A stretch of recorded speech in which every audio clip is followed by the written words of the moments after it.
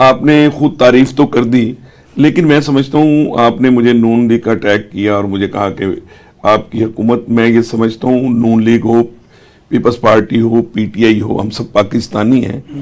جو پارٹی بھی عوام کی فلاح و بہبود کا کام کرے گی، کیونکہ وہ عوام کے ووٹوں سے آتی ہے، اس نے اس کو پے بیک کرنا ہے عوام کے مسائل کو سالو کر کے، ریزالو کر کے اس کو پرابلم کو بھائی یہاں یہ ہے، وہ کہتے ہیں آپ عوام کے ووٹوں سے نہیں آئے. نہیں، وہ فارم 45 اور فارم 47 کا یہ مسئلہ دیکھیں، یہ 2018 میں یہی باتیں پی ٹی آئی کے متعلق ہوتی رہی، اب نون لیگ کے متعلق ہو رہی ہیں. آپ کو یاد ہوگا 2013 میں بھی یہ تو بات وہ کر رہے ہیں کہ ہمارے بڑے نا ہمارے تو اپنی فوج ہوتی، ان کو چھوڑے آگے بڑھے. میں وہی کہا، آپ 2018 میں کہاں جا رہے ہیں؟ 2013 آپ 2030 میں جائیں. دیکھیں پاکستان میں جو پولیٹیکل انوائرمنٹ جو آپ نے اگر بڑھنا آگے بڑھنا پیچھے جانا ہے، آپ پیچھے جا رہے ہیں. نہیں، میں پیچھے نہیں جا رہا ہوں، لیکن میں آپ کو یہ ایک میری پرپوزل ہے اس آپ کے میڈیم کے تھرو، آپ کے پروگرام آپ ہوسٹ کر رہے ہیں، کہ یہ جو آپ نے اتنے اچھے اقدامات نون لیگ کے کھاتے میں گنوائے اور آپ نے کہا کہ اللہ کرے یہ کہنے پہ نہ ہو، ان پہ عمل ہو. یہ اچھا، میں اس کو کسی دوسری نظر سے دیکھتا ہوں. میں یہ سمجھتا ہوں یہ اقدامات ان کے فرائض میں شامل ہیں، یہ کوئی احسان نہیں کر رہے.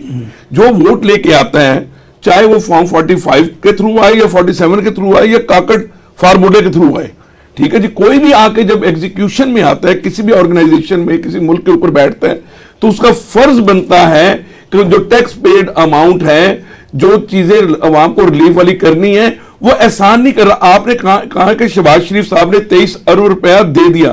شہباز شریف صاحب نے وہ اگر عوام کو یہ ریلیف دیا ہے، اول تو ان کو 8 تاریخ کو ہی یہ کر دینا چاہیے تھا تاکہ یہ مسائل نہ ہوتے، میں عوام نہ آتی. دیکھیں جو اچھا کام وقت پہ ہو جائے، وقت کے بعد ہوگا تو وہ پرابلم آئے گی.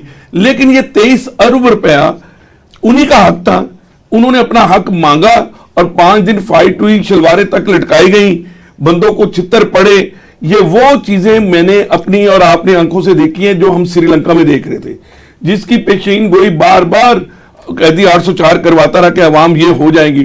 آج وہ پنجاب میں، سندھ میں، بلوچستان میں نہیں ہو سکا، وہ آزاد کشمیر میں ہونا شروع ہو گیا. اور جب آزاد کشمیر میں ہوا تو آپ نے ہی ابھی کریڈٹ دیا کہ شہباز شریف صاحب نے اچھا سائن کرتے ہوئے 23 ارب روپے جو ریلیز کیا ہے، یہ ہماری آزاد کشمیر کی عوام پہ احسان نہیں کیا، یہ فرضوں میں شامل تھا.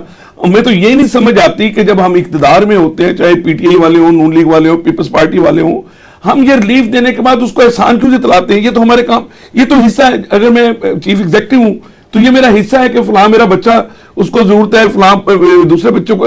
یہ سارے صوبے ان کے بچے ہیں اور ان میں ایکول جسٹیفیکیشن دینا، میں سمجھتا ہوں. اس کے بعد کے پی کے، اب دیکھیں نا علی امین گڈا پور کس قسم کے بیان، آپ نے سوال تو نہیں کیا، کس قسم کے بیانات دے رہا ہے، وہ بھی کہیں گے ہم اپنا حق چھینیں گے.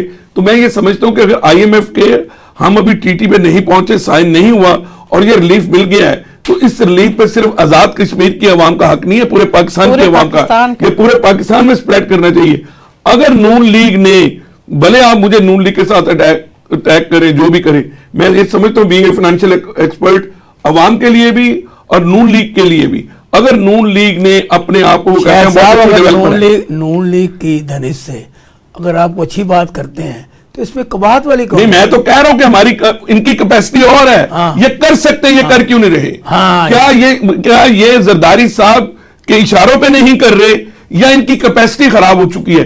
میں ابھی بھی سمجھتا ہوں کہ نون لیگ ایک ڈیولپر پارٹی ہے اور رہی ہے، اس کو اپنے مائنڈ سیٹ سے کام کرنا چاہیے. یہ جو آپ نے ابھی کہہ دیا نا کہ یہاں پہ چور ڈاکو بیٹھے ہوئے، تو میں سمجھتا ہوں کہ نون لیگ کو ایک اپنی ڈائریکشن میں کام کرے گی تو کامیابی لے لے گی.